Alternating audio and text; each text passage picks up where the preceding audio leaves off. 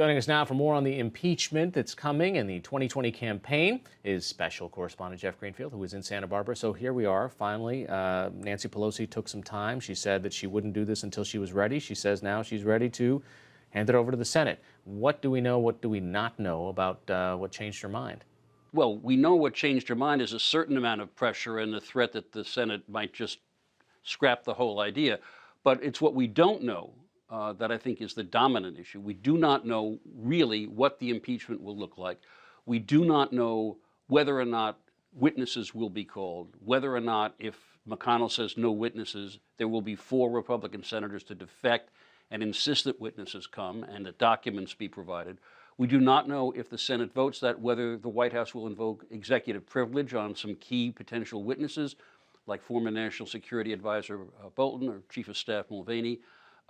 We do not know what would happen if the senators try to override a ruling by the Chief Justice, who presides over the Senate on issues like admitting witnesses. So there's a range of things we don't know about how this impeachment will play out. What does the White House, I guess, and its allies do with the possibility of any of these senators who defect from the party line? The first thing they do is what we've already seen this week. There's enormous pressure on Republicans in the House and Senate to stay with the president on everything.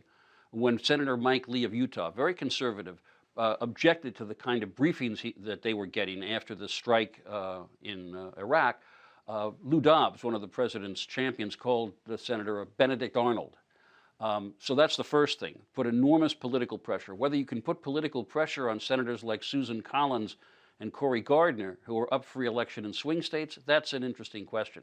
And the second thing, as I mentioned, was they can try to invoke executive privilege and tell people like John Bolton and Mulvaney, you can't testify, and we don't know whether Bolton in particular would defy the White House. It's going to be an interesting couple of weeks. Yeah, so here we are, finally, the couple of weeks are now in January of 2020. We've got Iowa and New Hampshire just around the corner, and it seems that wherever I look, there's new polling data. Oh, this person's up by 2, this person's up by 6.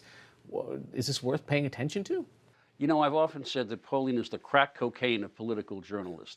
I mean, you look at the headlines, you know, Sanders surging, and then you look and you realize the first 4 candidates in Iowa are separated by 5 points, with only 40% of Iowans saying they've made up their mind. And I haven't even mentioned the fact that 2 billionaires out there, Steyer and Bloomberg, are spending like crazy. Steyer's picked up some support in South Carolina and Nevada. Bloomberg is spending $200 million, most of it in states that don't have primaries for a month or more. So it's a completely unanalyzable situation if you're trying to figure out where do we go from here.